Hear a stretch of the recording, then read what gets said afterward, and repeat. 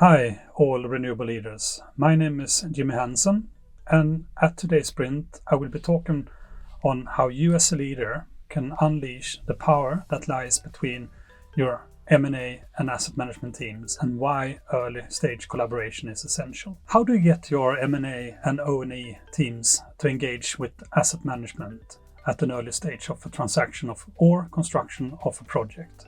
And why is this important? These are two questions that are important as a leader to explore and understand what value you would get from engaging cross-functional teams at an early stage of a project or a transaction.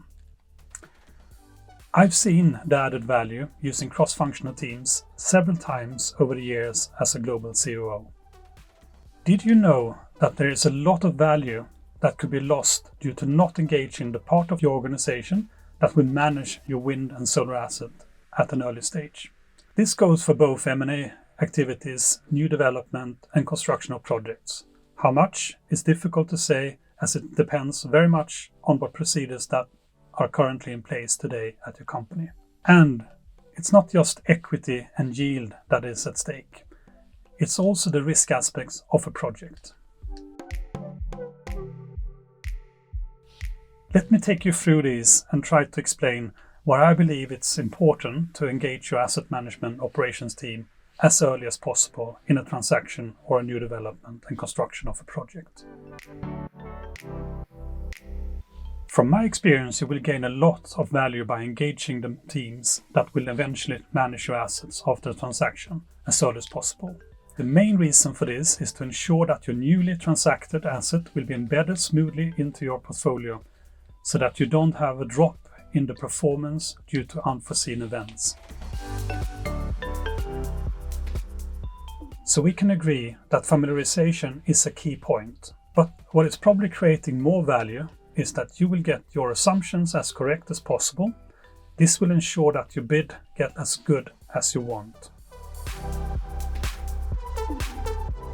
The teams that manage assets daily will be able to quickly spot deviations or patterns in the numbers and will recognize risk if they participate in due diligence activities. By participating through the due diligence of an asset, they will be able to identify, quantify and understand risks associated with an asset. They will also be helping the M&A team to articulate this risk so that it's possible to negotiate a mitigation or a lower price. If these risks are identified after a transaction is closed, the cost of mitigating these will be borne by the buyer. This could also have consequences on the long-term performance of an asset, and it could potentially also mean regulatory non-compliance. Or even worse, put people to risk at site. What strategies have I as a global leader adopted to avoid these potential risks? I started by investing in my organization, investing in appropriate training so that all levels are aware of how to identify all types of risk, measure, mitigate, and how to manage them over time.